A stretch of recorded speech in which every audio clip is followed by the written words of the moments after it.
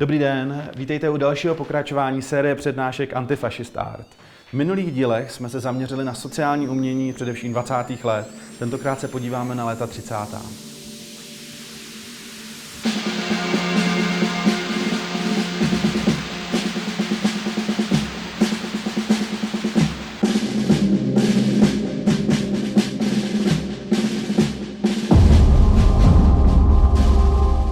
Následující vývoj poznamenala hluboká hospodářská deprese způsobená pádem newyorské burzy.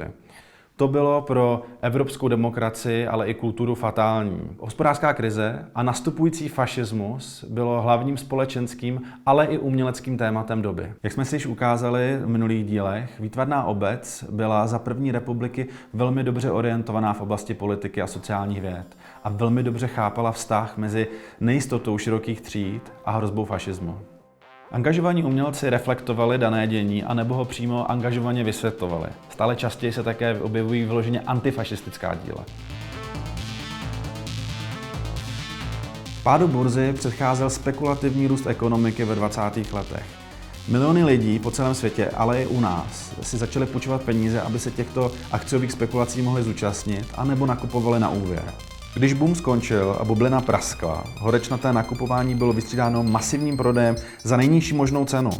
To způsobilo 24. října roku 1929 krach na newyorské burze.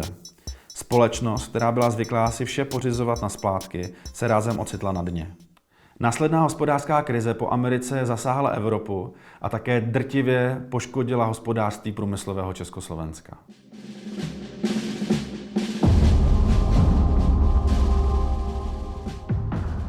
Umělci byli dokonce schopni vycítit blížící se katastrofu dřív, než nastala.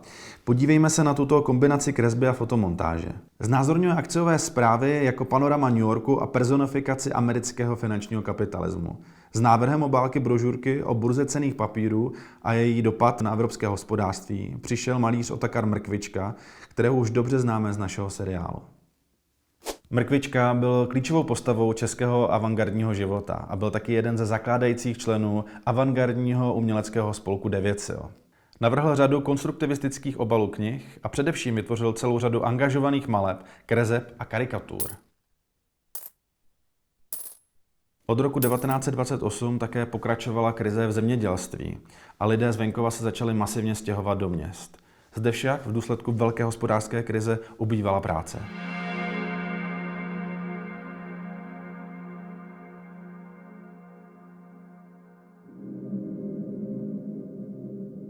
Mzdy klesly o 17 až 20%.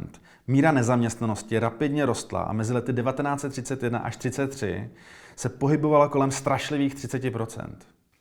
Tak to je síla. To znamená, že třetina lidí v produktivním věku prostě nemohla najít práci. Téma nejlépe uchopil Antonín Pelc. Svůj satirický obraz Nezaměstnaný rozdělil mezi zástupy těch, kteří živoří, ale placenou práci najít nemohou, a pár jednotlivců, kteří svoje snadné živobytí zase nezískali prací. Krizí byl nejvíce postižen spotřební průmysl, tedy průmysl dřevozpracující, keramický, oděvní, textilní a také průmysl sklářský, který se nacházel především na periférii republiky. O tom, že život v pohraničí nebyl žádný peříčko, se můžeme přesvědčit z obrazu Vlastimila Rady.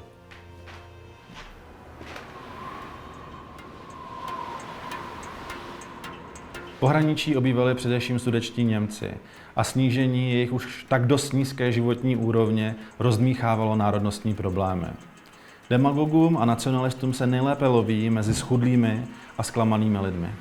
V roce 1933 byla Konrádem Henleinem založena sudetoněmecká strana a získala u Němců masivní podporu.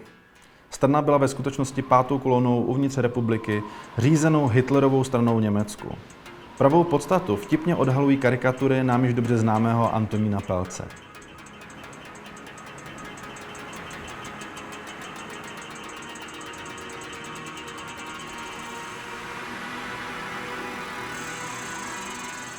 Po českém pohraničí bylo krizí nejvíce postižen východ Slovenska a Podkarpatská Rus, jak dokládají díla progresivních slovenských umělců. Za všechny můžeme zmínit malíře Mikuláše Galandu, propagátora moderny na Slovensku, sochaře Ladislava Majerského, kterého v jeho tvorbě ovlivnil sociální civilismus sochaře Otto Gutfreunda, a malíře Štefana Bednára, o kterém ještě bude řeč. I na východě republiky krize hrála do karet konzervativním, nacionalistickým a fašizoidním silám. Tyto síly reprezentovala Hlinkova Slovenská lidová strana, která na Slovensku patřila ve 30. letech za nejmocnější nebo kvantitativně nejsilnější stranu. Štefan Bednár studoval v Praze na Umprumce a poté v Paříži. Po návratu z Paříže začal pracovat v Praze, kde se kromě karikatur věnoval hlavně malbě ve stylu sociálního civilismu. Po rozpadu Československa v roce 1939 odešel do Bratislavy. Za války byl přímým účastníkem protifašistického odboje a byl významným aktérem slovenského národního povstání. Na konci války byl dokonce uvězněn v koncentračním táboře.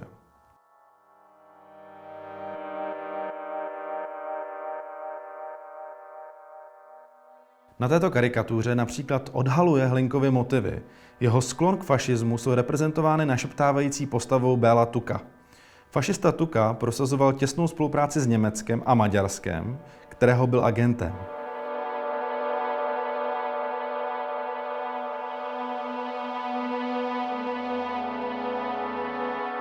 O tomto antifašistickém umělci v tomto cyklu přednášek ještě určitě uslyšíme. S pravicovým extremismem a vyhroceným nacionalismem a fašismem se bohužel slovenská společnost potýká i dnes. Pro umělce jsou fašisté, jako je třeba Marian Kotleba, častým cílem jejich karikatur.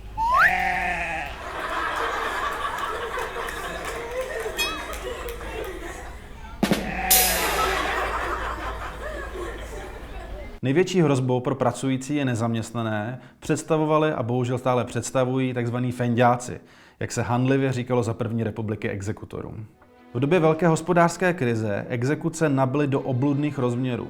V letech 1929 až 1933 se jich uskutečnilo téměř 6 milionů. Fendování neboli k soudnímu zabavování majetku docházelo především na krizi nejvíce postiženém východě republiky. Na Slovensku byl v roce 1933 exekucí postižen každý 8. občan. Na východě Slovenska dokonce docházelo k povstání celých zoufalých vesnic, kteří se bránili zabavování dobytku, ale tyto svobody byly většinou brutálně potlačeny. Problém se soukromým exekučním biznesem máme bohužel i dnes, a to ne zrovna malý. Každý 10. Čech a každý 5. Slovák je dnes v exekuci. Na danou alarmující situaci reagují samozřejmě i výtvarní umělci, kteří se občas stávají také oběťmi exekucí. Například známá česká malířka Alice Nikitinová vytvořila tento obraz. 3 muži s krabicemi sestupují ze schodů, který je trpkou současnou parafrází slavných obrazů figur sestupujících po schodech.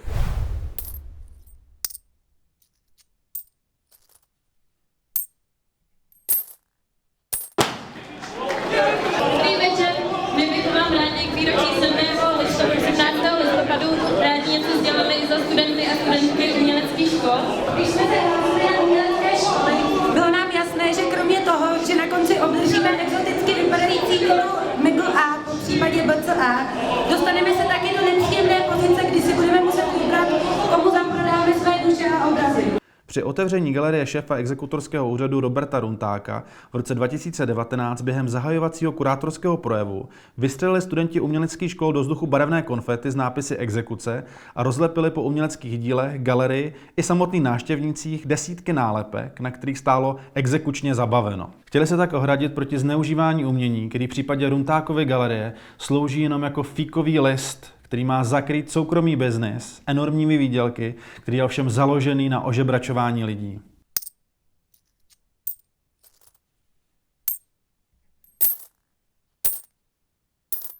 Za první republiky existoval kromě slovenského fašismu a sudetoněmeckého fašismu samozřejmě také český fašismus, který byl o to horší, že v československém státě byl český živel a český nacionalismus v mocenské převaze. Naši fašisté také samozřejmě zneužívali hospodářské krize k posílení vlastního vlivu. O nich a o protifašistickém odboji na kulturní frontě budeme hovořit v následujících dílech. Obávám se, moji milí současníci, že se tam zase najdeme. Všechnu moc imaginaci.